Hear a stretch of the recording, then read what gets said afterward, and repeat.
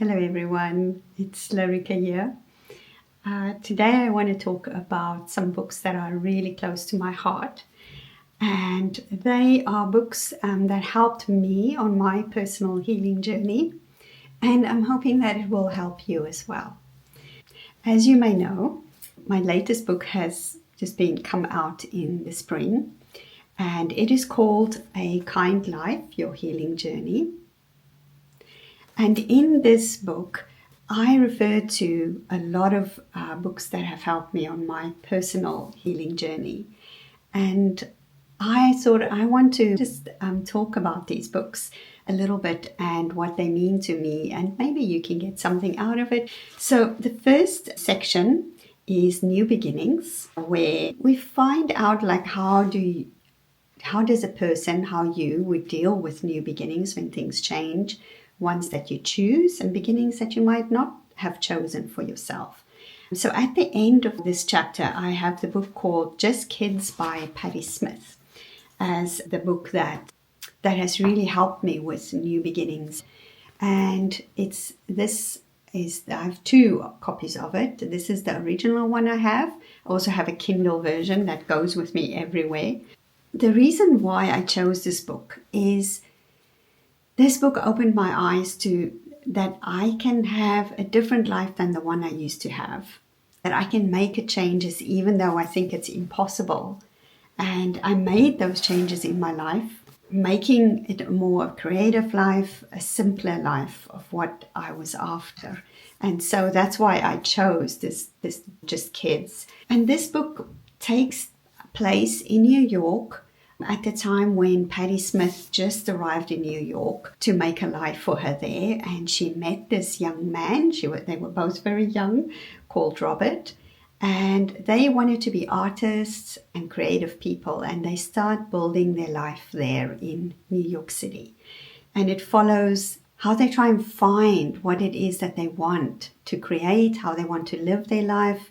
They were super struggling, didn't have money for food. It was really a tough time.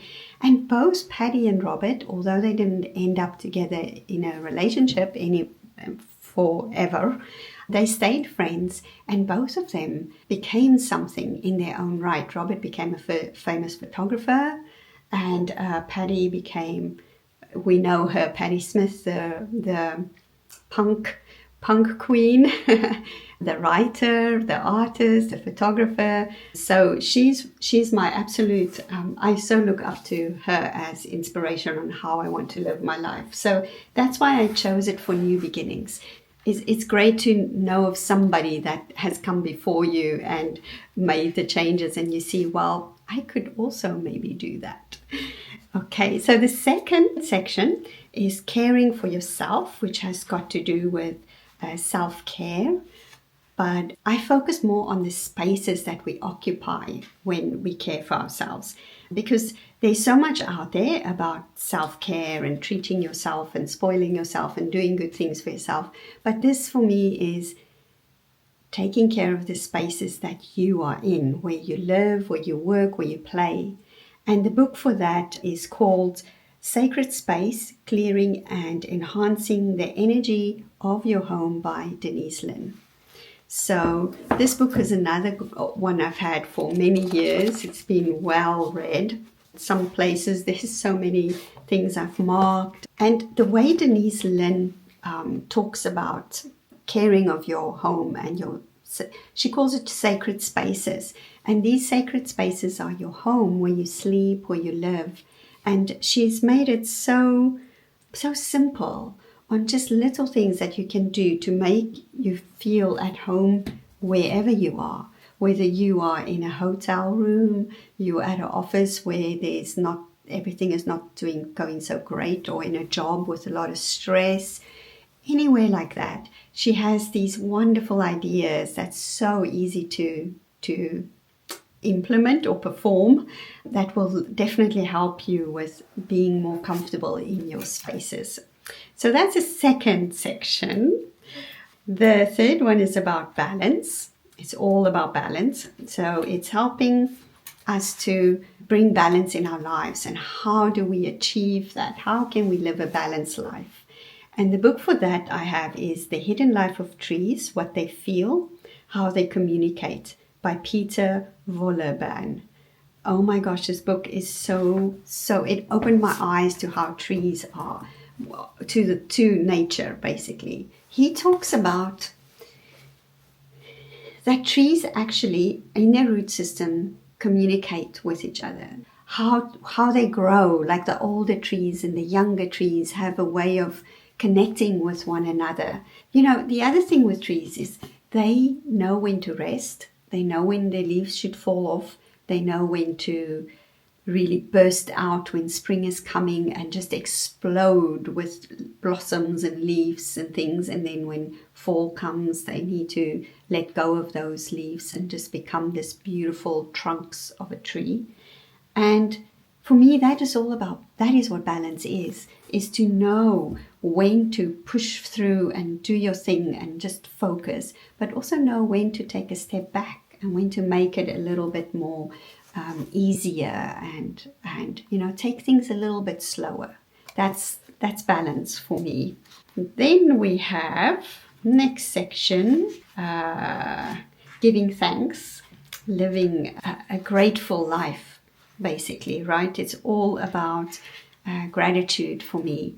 It's the little things that makes life worthwhile. And once you start to see these small things that you can be happy about and grateful for in your life just becomes more beautiful naturally over time.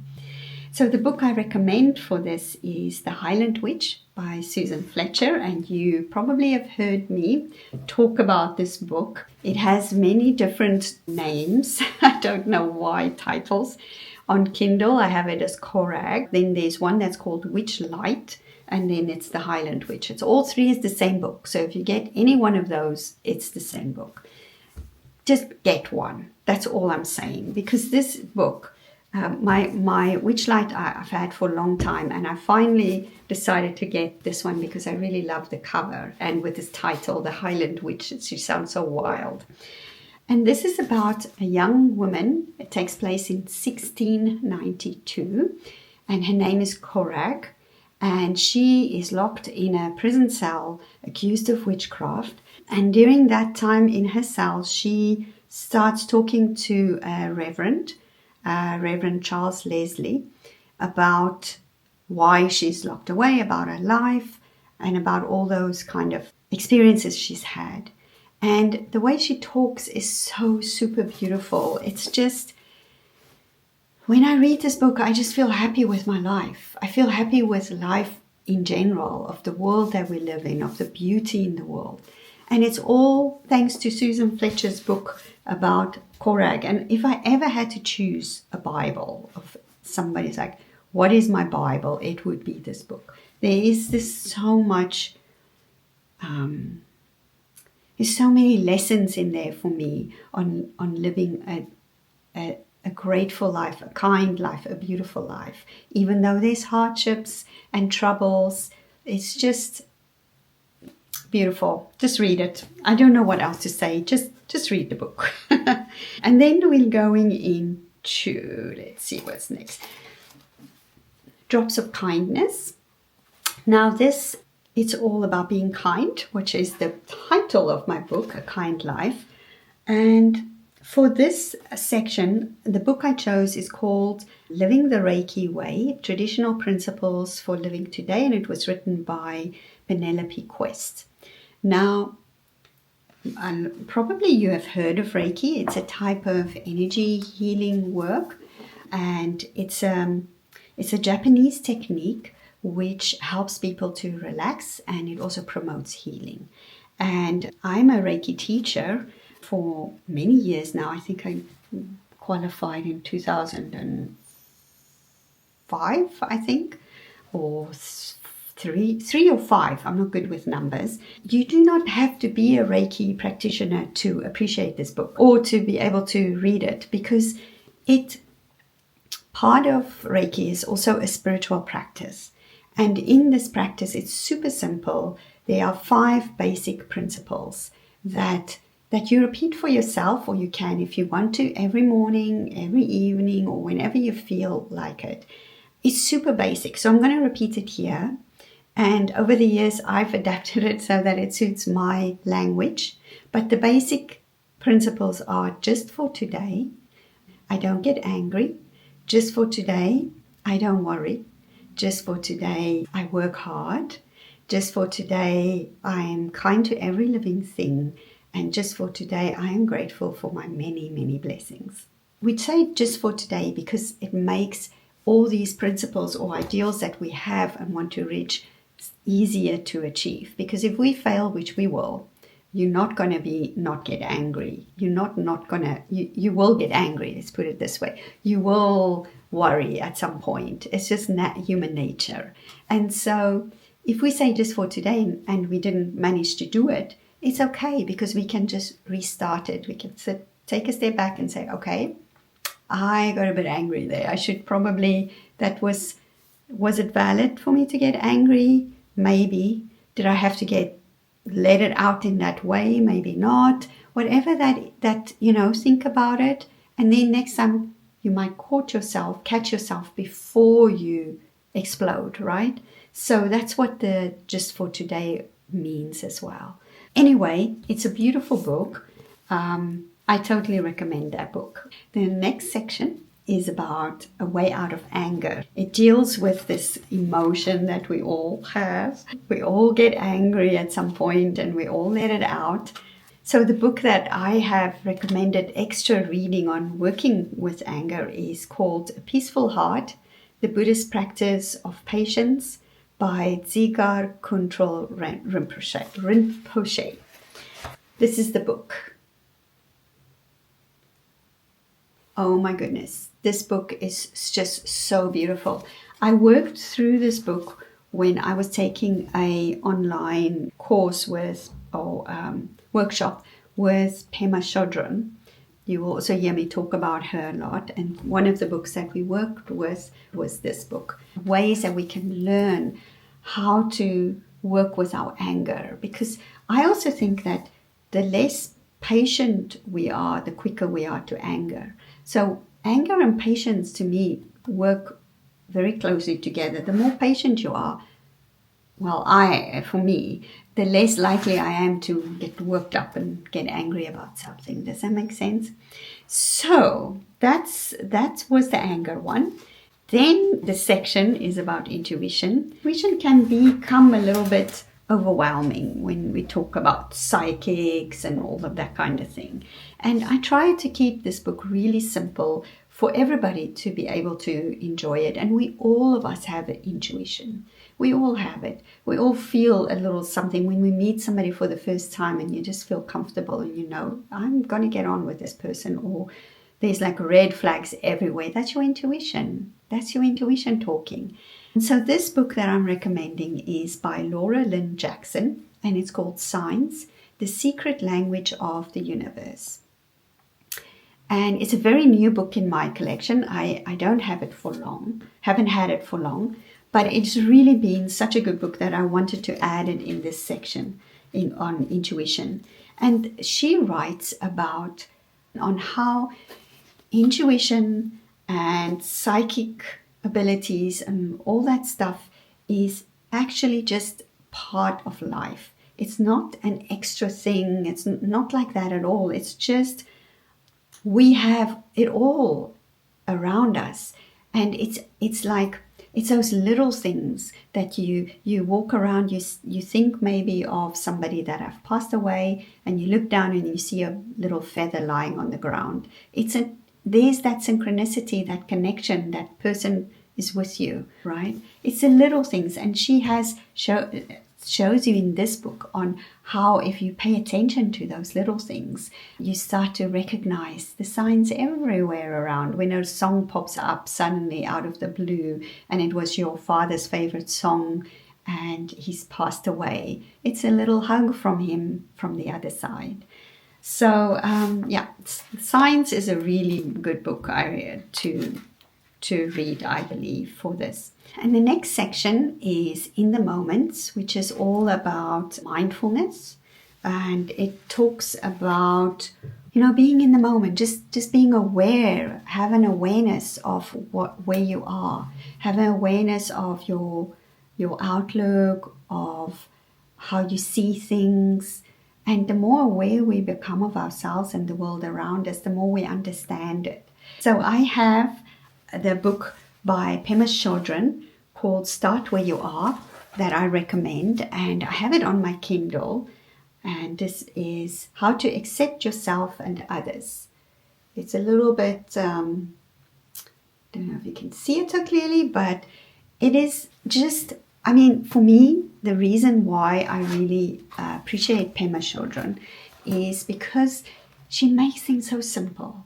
All these things that we experience being so complicated when it comes to trying to live a good life, or trying to do the right thing, or dealing with our anger. And she makes it super simple. Trying to be mindfully aware, or to meditate, or all of that stuff. And I think this book, for example, she takes slogans and she explains them in simple English and terminology, and you can work with all these ideas. And I really think that for being mindful and mindful awareness, it is a really great way to start practicing that with that book. Then I have a section called Opening Your Heart. It's really a tough thing, right? To open our hearts. It's not that easy, because, you know, over time we get hurt and we start to block off our heart a little bit because we don't want to get hurt again, right? And so it's really hard to show that vulnerable, open heart that we have. A book that I want to recommend for this, to show you how we can live a life where our hearts are open and vulnerable, even though we might get hurt in the process, but still, isn't it wonderful just to have a life where we can connect and feel with others, is one of my own books, which is called A Dreamer's Life. I think this book shows you how to open your heart in a way of showing how I did it for myself. Do you dream of real freedom?